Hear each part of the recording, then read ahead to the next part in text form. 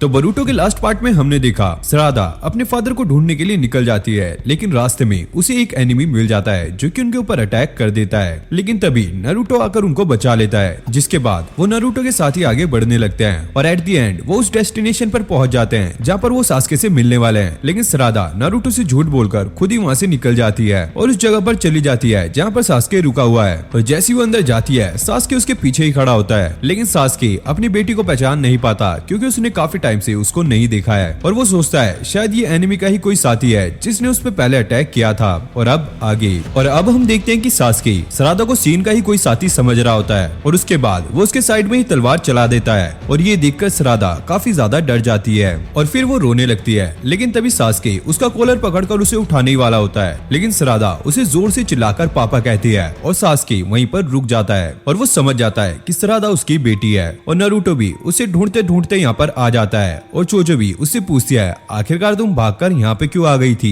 लेकिन तभी चोचो की नजर सास्के पर जाती है जो कि उसे काफी ज्यादा हैंडसम लग रहा होता है और सास्के नारुतो से पूछता है आखिरकार तुम बच्चों को लेकर यहाँ पर क्यों आए। तभी चोचो सास्के का हाथ लेकर अपने सिर पर रखती है और कहती है नहीं, ये भी मेरे फादर नहीं है। लेकिन तभी सरादा गुस्सा हो जाती है और सास्के पर चिल्लाने लगती है और वो कहती है मैं यहाँ पर सिर्फ इसीलिए आई थी ताकि मैं तुमसे एक सवाल पूछ सकूं। और सास्के कहता है हाँ, तुम्हें क्या पूछना है, तुम पूछ सकती हो। और यहाँ पर हम हॉस्पिटल का सीन देखते हैं जहाँ पे सकुरा जाग चुकी है और शिजुने उससे कहती है सरादा जो है वो अपने डैड की पुरानी फोटो लेकर उन्हें ढूंढने के लिए गई है। और सकुरा काफी ज्यादा चिंता में हो जाती है और वो कहती है आखिरकार उसे उस फोटो के बारे में पता लग ही गया है। जिसके बाद शिजुने उससे कहती है इसका मतलब ये है कि तुमने सरादा को सास्की के बारे में कुछ नहीं बताया। जिस पर सकुरा कुछ नहीं कहती और शिजुने समझ जाती है और शिजुने उससे कहती है सरादा अब बड़ी हो चुकी है तो इसलिए तुम्हें सास्की के बारे में उसे सब कुछ बता देना चाहिए। और सकुरा कहती है उसने सरादा को इसलिए नहीं बताया क्योंकि उसे डर था कि अगर सरादा को पता लगेगा कि सास्की एक टाइम में लीफ विलेज का ही दुश्मन था तो उसे काफी ज्यादा बुरा लगेगा।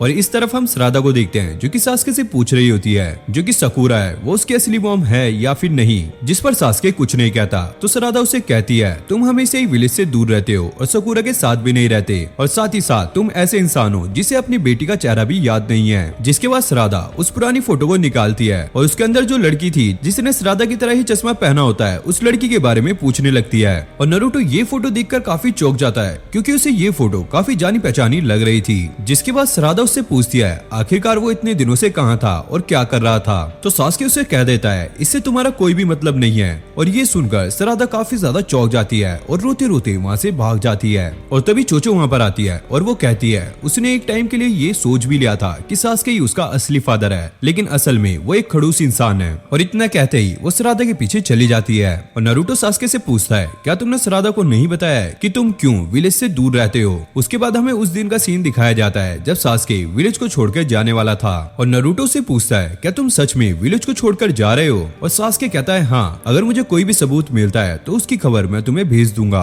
और नारुतो से घर पर ही रुकने के लिए कहता है, लेकिन सास्के उसे मना कर देता है क्योंकि सास्के विलेज के बाहर रहकर कागुया का पता लगाने वाला है जिसने लगभग पूरी दुनिया को ही खत्म कर दिया था। और सास्के कहता है वो लोग इसे इग्नोर नहीं कर सकते क्योंकि जंग के दौरान बहुत सारे महान शिनोबियों ने अपनी जान गंवाई है ताकि वो दुनिया में शांति ला सके। और साथ ही ये जर्नी सास्के के लिए उसकी गलतियों का प्रायश्चित है। जिस पर नारुतो कहता है नहीं, ऐसा कुछ भी नहीं है क्योंकि अब लोगों के अंदर तुम्हारे लिए कोई भी कड़वाहट नहीं है। तो चलो सास्के, हम दोनों मिलकर विलेज को प्रोटेक्ट करते हैं। लेकिन सास्के उसे सीधा ही मना कर देता है क्योंकि सास्के के पास रिनेन गन है जिससे वो काबुया का पता लगाएगा और इस काम को सिर्फ वो ही कर सकता है, इसलिए वो विलेज के बाहर रहकर विलेज को प्रोटेक्ट करेगा। और नारुतो एक होगा गया है तो वो विलेज में रहकर विलेज को प्रोटेक्ट करेगा। इसके बाद सास्के यहाँ से जाने लगता है और नारुतो उससे कहता है उसे कम से कम अपनी बेटी को तो बता देना चाहिए कि वो विलेज छोड़कर क्यों जा रहा है। जिस पर सास्के मना कर देता है क्योंकि सास्के के बारे में जितने लोगों को पता रहेगा उसके लिए प्रॉब्लम उतनी ही बढ़ती जाएगी। और प्रेजेंट के सीन में हम सरादा को देखते हैं जो कि जंगलों में आकर बैठ जाती है और यहाँ पर काफी ज्यादा उदास होती है और पीछे से चोचो आ जाती है और वो चिप्स खा रही होती है और वो सोचती है जब उसके चिप्स खत्म हो जाएंगे तो वो सरादा को मनाने जाएगी। और तभी वहाँ पर नारुतो आ जाता है जो कि सरादा को समझाने की काफी ज्यादा कोशिश कर रहा होता है। और फिर हम हॉस्पिटल का सीन देखते हैं जहाँ पर शिजुने सकुरा की टेस्ट रिपोर्ट लेकर आती है, लेकिन वो देखती है कि सकुरा यहाँ से भाग चुकी है। और फिर हम उस क्रीचर उस सीन को देखते हैं जो कि अपने बॉस के सामने झुके होते हैं और उनका बॉस कहता है अब टाइम आ चुका है अपने गोल को अचीव करने का।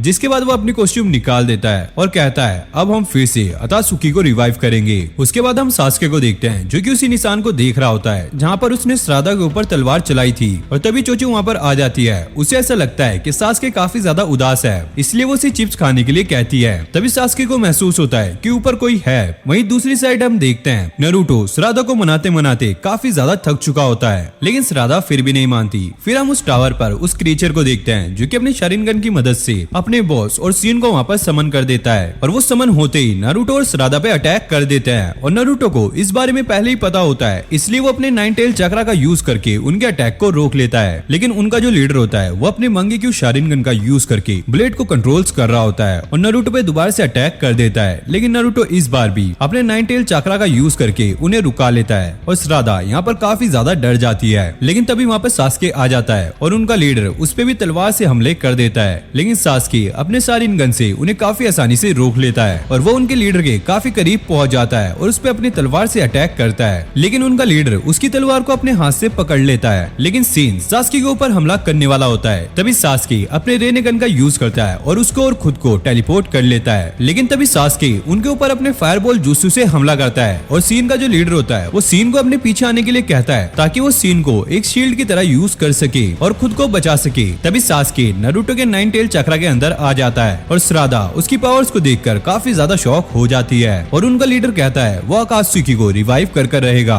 जिस पर नारुतो चौंक जाता है और कहता है क्या आकात्सुकी, बताओ तुम कौन हो? जिस पर वो बंदा अपना नाम सीन उचिया बताता है। और श्राद्धा ये सुनकर काफी ज्यादा चौंक जाती है और वो कहती है जब वो उस बच्चे से मिली थी तो उसने भी अपना नाम सीन उचिया ही बताया था। और सास्के कहता है जब वो उसे कैद कर लेगा तो वो खुद ब खुद सारा कुछ बता देगा। और सीन का जो लीडर होता है वो उसे जल्दी से उठने के लिए कहता है और सीन किसी भी तरीके से जल्दी से खड़ा होता है और सीन उसे पापा कहकर बुलाता है। और नारुतो ये सुनकर काफी ज्यादा चौंक जाता है क्योंकि ये दोनों बाप और बेटे हैं, लेकिन इसका बाप अपने बच्चे को एक शील्ड की तरह यूज कर रहा है। जिसके बाद सास्के अपनी तलवार को लेकर उन्हें मारने के लिए आगे बढ़ता है। वहीं उनका बॉस मंगेक्यू शारिंगन का इस्तेमाल करके उसकी तलवार को कंट्रोल कर लेता है और उसे नारुतो के पेट में घुसा देता है। और ये देखकर श्राद्धा और सास्के पूरी तरीके से शॉक हो जाते हैं। और नारुतो भी यहाँ पे समझ जाता है कि ये बंदा अपने मंगेक्यू शारिंगन का इस्तेमाल करके अपने साथ दूसरों के हथियारों को भी कंट्रोल कर सकता है। और सास्के भी समझ जाता है जब उसने अपनी तलवार से उस पे हमला किया था तब उसने अपने हाथ पे बने हुए सिंबल से उसकी तलवार को भी कंट्रोल कर लिया था।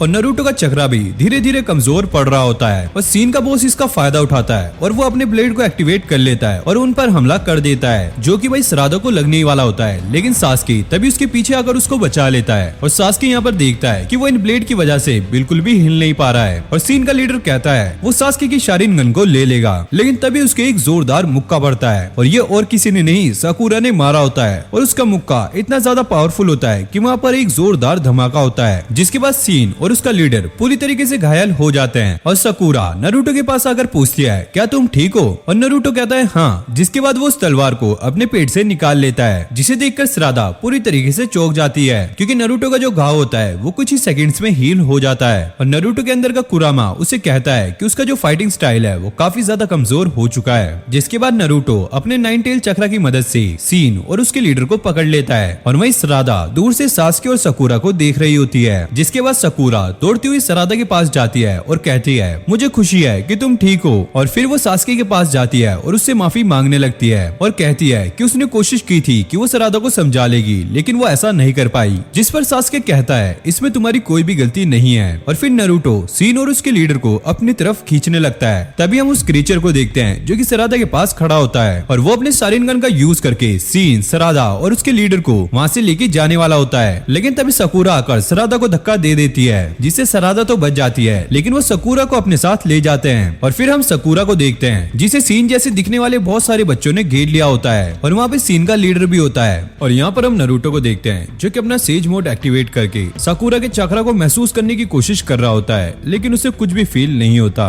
और श्राद्धा यहाँ पर काफी ज्यादा उदास हो जाती है। और यहाँ पर हम सीन के लीडर को देखते हैं जिसने साकुरा को यहाँ पर बंदी बनाया होता है। और सीन का लीडर सीन के क्लोन्स को साकुरा पर ध्यान रखने के लिए कहता है और वो यहाँ पर आराम कर रहा होता है क्योंकि वो पिछली फाइट में काफी ज्यादा घायल हो गया था। और वो कहता है साकुरा वैसे उच्च क्लैन से तो नहीं है, लेकिन हम इसका फायदा उठा सकते हैं सास्के को मारने में। और साकुरा देखती है कि सीन की हालत काफी ज्यादा खराब हो चुकी है और वो उसका मेडिकल ट्रीटमेंट करना चाहती है। और वो उसके लीडर से कहती है तुम अपने बच्चे को मरता हुआ तो नहीं देखना चाहोगे? और वो कहता है कौन से बच्चे? ये सब तो मेरे क्लोन है जिन्हें मैंने अपने दांतों और नसों से बनाया है। और साकुरा चौंक जाती है, अच्छा इसीलिए ये सब तुम्हारे जैसे दिखते हैं। और फिर वो उसे अपने मास्टर के बारे में बताने लगता है और वो कहता है मेरा मास्टर ओरिचिमारू है, जिसे सुनकर साकुरा थोड़ी डर जाती है। लेकिन तभी वो अपने ब्लेड सीन के ऊपर लाता है और साकुरा कहती है आखिरकार तुम क्या कर रहे हो, जिसके बाद वो ब्लेड को सीन के पेट में घुसाकर उसे काटने लगता है। और तभी हम देखते हैं कि सीन अभी भी जिंदा है और साकुरा उसे रुकाने की कोशिश करती है। फिर हम डिवाइस में देखते हैं कि सीन यहाँ पर मर चुका है और फिर हमें रात का सीन दिखाया जाता है और नारुतो और सभी उस टावर के अंदर होते हैं। नारुतो कह रहा होता है जब उसने इसके बारे में काकाशी को बताया तो काकाशी ने कहा इसके पीछे शायद ओचिमारू हो सकता है। और चोचो पूछती है ये ओचिमारू कौन है। सरादा कहती है उसने सुना है कि ये एक क्रिमिनल है और उसने पूरे लीफ विलेज को तबाह करने की कोशिश की थी।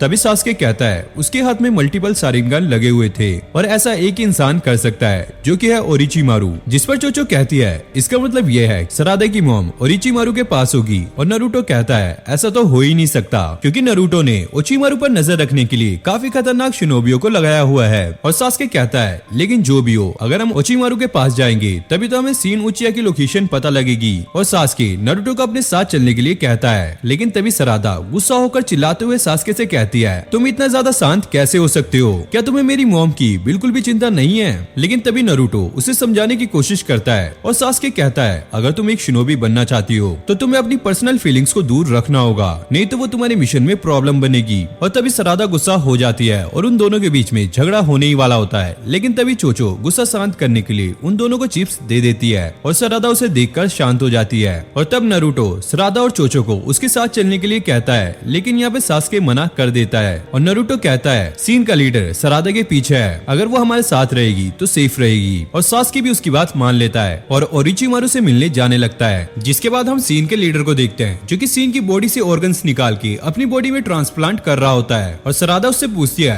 क्या तुम इन्हें अपने बच्चे नहीं मानते।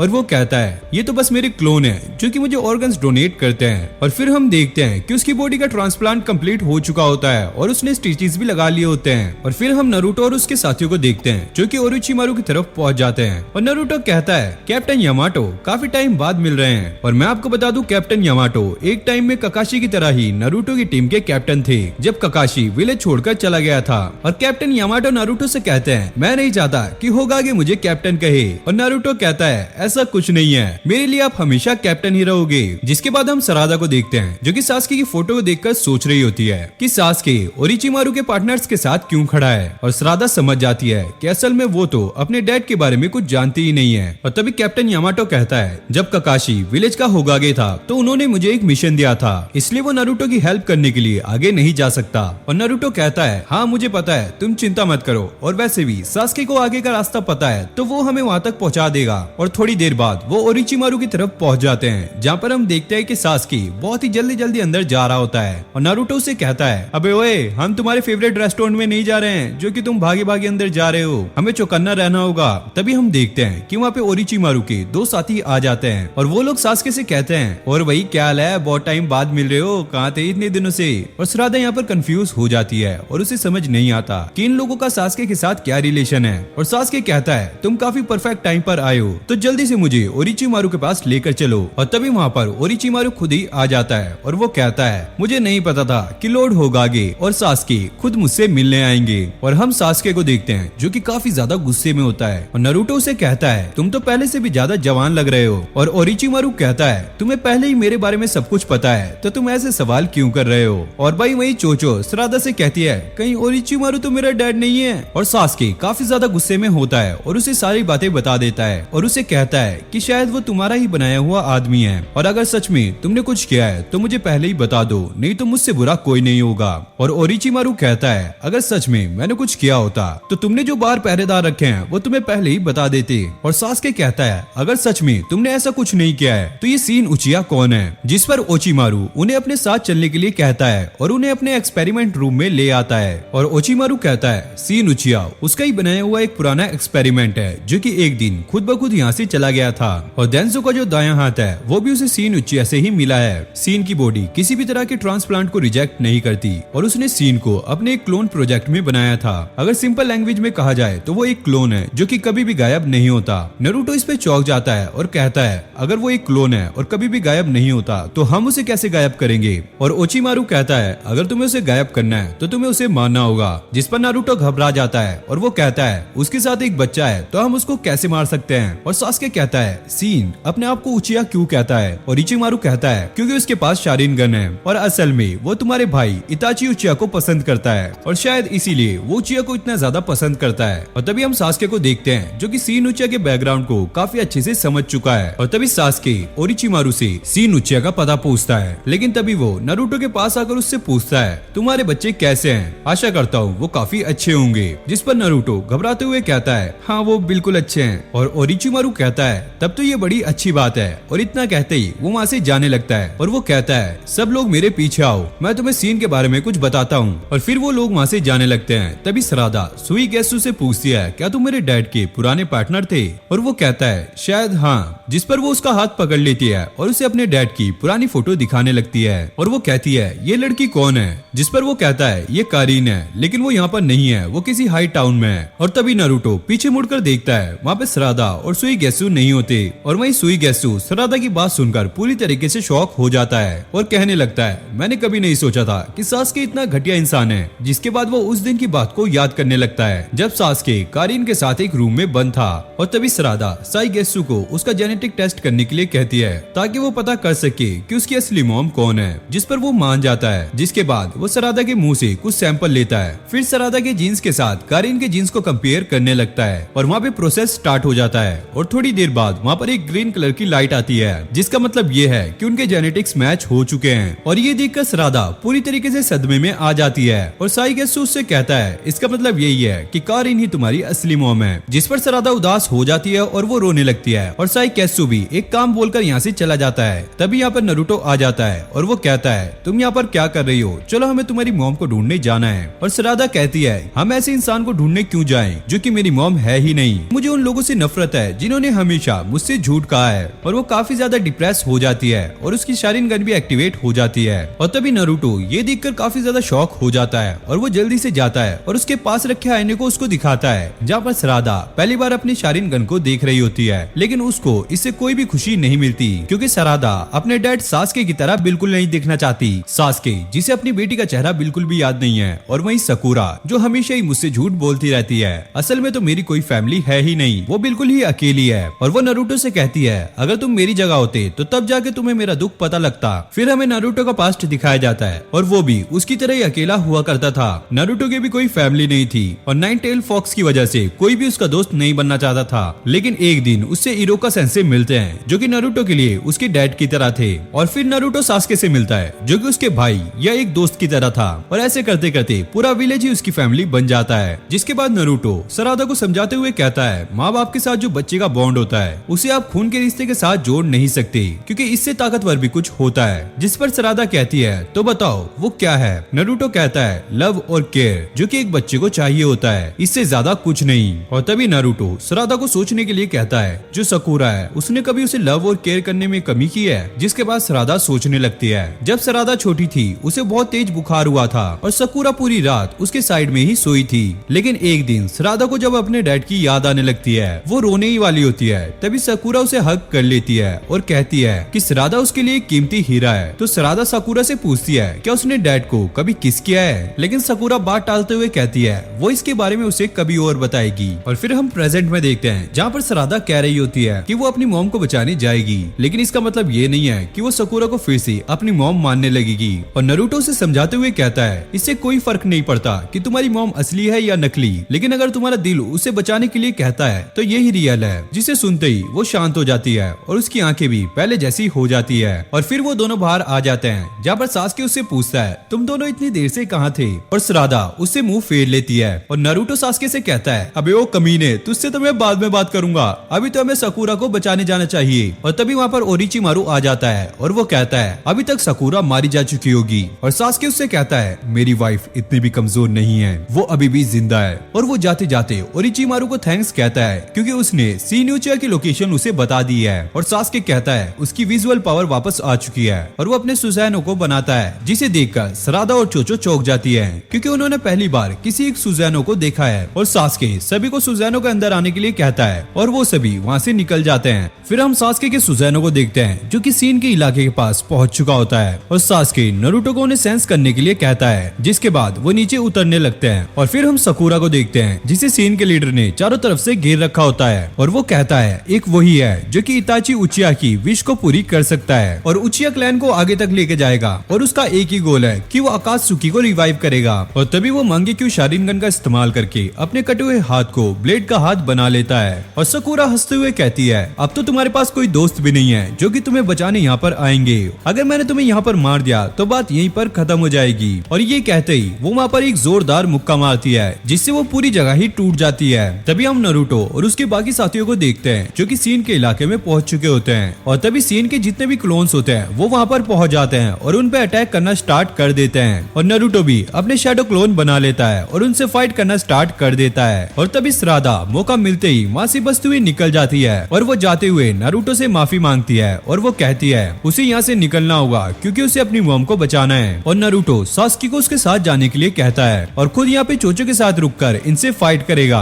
जिसके बाद हम देखते हैं कि सीन के और भी बहुत सारे क्लोन्स यहाँ पे आने लगते हैं और तभी वो कहते हैं उनके डैड यानी कि सीन उचिया ने उन्हें ऑर्डर दिया है कि वो नारुतो और उसके बाकी साथियों पर हमला करे। लेकिन नारुतो तो इन लोगों को मारना ही नहीं चाहता क्योंकि ये लोग अभी भी बच्चे हैं और वो कहता है किसी के भी पेरेंट्स अपने बच्चों के साथ ऐसा नहीं करेंगे। और फिर हम साकुरा को देखते हैं जो कि सीन के लीडर के साथ फाइट कर रही होती है और इनकी फाइट काफी ज्यादा खतरनाक चल रही होती है और वो उस पर कुनाई से अटैक भी करती है जो सीन का लीडर काफी आसानी से रोक लेता है। और तभी वो लीडर अपने ताइजुत्सु से उस पर अटैक करता है लेकिन साकुरा काफी आसानी से उसे रोक लेती है लेकिन वो ऐसा ज्यादा टाइम तक नहीं कर पाती। और तभी वो साकुरा को किक मार देता है और साकुरा कैसे भी करके अपने आप को बचाती है। और तभी वो लीडर साकुरा के नीचे से अपने हथियार को निकालता है और उसे कंट्रोल कर साकुरा पे अटैक करता है और साकुरा उससे भी काफी आसानी से बच रही होती है। लेकिन तभी वो अपने हाथ में लगे हुए ब्लेड से एक डीमन शूरिगन बनाता है और साकुरा पर अटैक कर देता है और साकुरा उस डीमन शूरिगन से बचते बचते एक खंबे के पीछे जाके छुपती है लेकिन वो डीमन शूरिगन उस खंबे को भी काट देता है और साकुरा नीचे गिरने लगती है। तभी सीन का लीडर उसके ऊपर पीछे से हमला करने वाला होता है लेकिन तभी साकुरा उस खंबे को पकड़कर उस लीडर के ऊपर ही फेंक देती है। लेकिन सीन उस खंबे को तोड़ते हुए साकुरा की तरफ बढ़ने लगता है लेकिन साकुरा ने उस खंबे पर पहले ही पेपर बॉम्ब लगाया होता है और सीन का पैर पड़ते ही वो वहाँ पर फट जाता है और साकुरा को ऐसा लगता है कि अब सीन मर चुका है। लेकिन तभी सीन अपने ब्लेड से उसके ऊपर अटैक कर देता है और साकुरा पानी के अंदर गिर जाती है। और दूसरी तरफ हम सरादा को देखते हैं जो कि अपनी मॉम को बचाने के लिए जा ही रही होती है। तभी उसका पैर एक ट्रैप पर पड़ता है जहाँ से एक हथियार निकलकर उस पर लगने ही वाला होता है लेकिन तभी सास्के आकर आमातुरास का यूज करता है और उस हथियार को गायब कर देता है और वो सरादा को वहाँ से जल्दी जाके उसकी मॉम को बचाने के लिए कहता है। और फिर हम साकुरा को देखते हैं जिसके हाथ में 2 ब्लेड्स ऑलरेडी लग चुके होते हैं और बाकी ब्लेड्स उसे मारने के लिए पीछा कर रहे होते हैं। और तभी सीन अपने मांगेक्यू शारिंगन का इस्तेमाल करता है जिससे साकुरा को बहुत ज्यादा दर्द होने लगता है और वो नीचे गिर जाती है।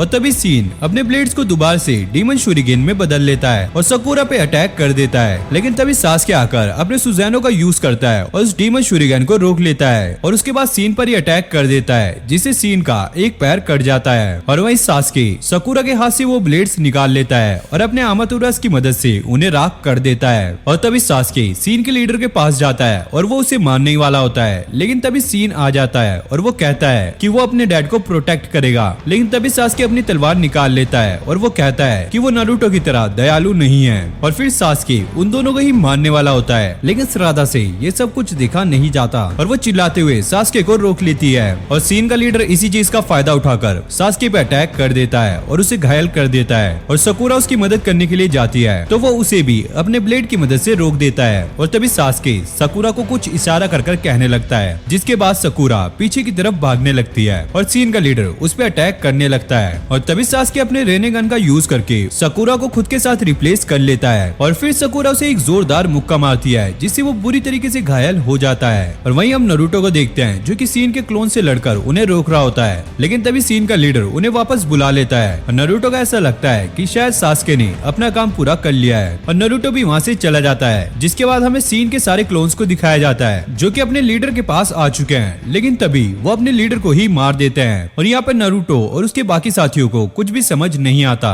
और वहीं सीन के लीडर को भी कुछ पता नहीं लगता कि आखिरकार ये हुआ क्या है। और ऐसा इसलिए होता है क्योंकि जब सीन का लीडर घायल हुआ था तो उसकी विजुअल पावर भी काफी ज्यादा कमजोर हो गई थी और वो ठीक से सीन को कंट्रोल नहीं कर पा रहा था। और तभी हम देखते हैं कि वहाँ पे सीन के और भी बहुत सारे क्लोन्स आने लगते हैं और नारुतो और सास्के ये देखकर काफी ज्यादा शॉक हो जाते हैं और सीन के लीडर को भी समझ नहीं आता कि इतने सारे क्लोन्स कहाँ से आए हैं। और सीन कहता है ये जितने भी क्लोन्स है इन्होंने अपने क्लोन्स को खुद बनाया है जिसके जिसके बाद वहाँ पर जितने भी क्लोन होते हैं वो नारुतो और उसके साथियों पर अटैक करने वाले होते हैं और नारुतो भी अपने शैडो क्लोन का यूज कर वहाँ पे बहुत सारे क्लोन्स बना लेता है और उनसे लड़ने लग जाता है। और तभी वहाँ पे सीन का एक बहुत बड़ा क्लोन आता है और उन पर हमला करने लगता है और सास्के अपने सुज़ैनो का इस्तेमाल कर उसे नीचे गिरा देता है। और तभी हम उस अजीब से क्रीचर को देखते हैं जिसके अंदर सीन का लीडर अभी भी जिंदा है और वो अपने टेलीपोर्टेशन जुत्सु का इस्तेमाल कर अपनी बॉडी और सकुरा को वहाँ से ले जाने वाला होता है ताकि सकुरा उसकी बॉडी को दोबारा से रिकवर कर दे। लेकिन सास्के को ये पहले ही पता चल जाता है, जिसके बाद वो सरादा को उसे मारने के लिए कहता है और सरादा उस पर अपना शूरिगन फेंकती है और वो डरते हुए पीछे भागने लगता है और सरादा भी उसे मारने के लिए उसका पीछा करने लगती है।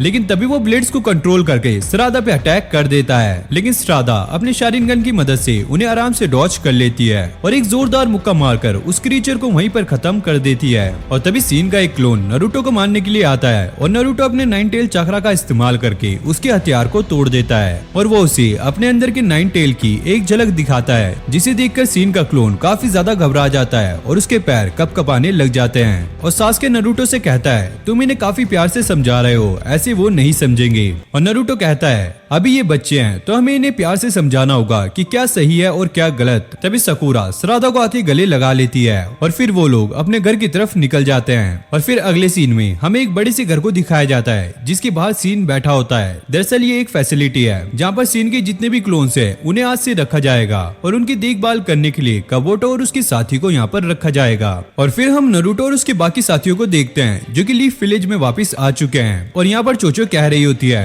दरअसल वो अपने डैड को ढूंढने के लिए गई थी, लेकिन यहाँ पे तो सरादा को ही उसके डैड मिल चुके हैं। और तभी चोचो अपने डैड चोजी को वहाँ पर देखती है जो कि जुत्सु का इस्तेमाल कर अब पतला हो चुका है, इसलिए वो उसे पहचान नहीं पा रही होती है और वो उसके पास जाकर उसे देखने लगती है। और चोजी को ऐसा लगता है कि चोचो उसे लेने के लिए वहाँ पर आई है और इसलिए वो उसके सिर पर हाथ रख देता है और चोचो फील करके समझ जाती है कि यही उसका असली डैड है। और अगले सीन में हम कारिन को देखते हैं जो कि साइगेत्सु पर गुस्सा होते हुए कहती है कि सरादा सच में सास्के और सकुरा की बेटी है। दरअसल उसने ही तो सरादा के पैदा होते टाइम उसे डिलीवर किया था और सरादा जो चश्मा पहनती है वो कारिन ने ही उसे दिया था। जिसके बाद वो साइगेत्सु को सरादा के पास जाकर माफी मांगने के लिए कहती है। और फिर हम अगले दिन का सीन देखते हैं जहाँ पर सास्के वापस जाने वाला होता है और सरादा उससे पूछती है आखिरकार वो वापस कब आएगा, जिस पर सास्के कोई भी जवाब नहीं देता। तो सरादा यहाँ पर उदास हो जाती है, जिसके बाद सास्के उसे गले लगा लेता है और उसे कहता है कि तुम इतना बुरा चेहरा मत बनाओ, मुझे अच्छा नहीं लगेगा। और उसके सर पर अपनी उंगलियों से टच करता है जैसे कि उसका भाई इताची किया करता था। और इतना कहते ही सास्के वहाँ से जाने वाला होता है और तभी सकुरा उसे उसका टिफिन ला के देती है और शायद सकुरा को भी सास्के से कुछ चाहिए था। और जिस जिसको समझ आ गया है वो जल्दी से कमेंट में बता दो यार। तो इसी के साथ ये पार्ट भी यहीं पर एंड हो जाता है। अगर आपको वीडियो अच्छी लगी तो वीडियो को लाइक करके चैनल को सब्सक्राइब कर लो और नेक्स्ट पार्ट के लिए आप मुझे कमेंट कर सकते हो। बाकी आप हमें सोशल मीडिया पे भी फॉलो कर सकते हो जिनके लिंक आपको डिस्क्रिप्शन में मिल जाएंगे। मैं मिलता हूँ आपसे नेक्स्ट वीडियो में, तब तक के लिए okay take care bye bye.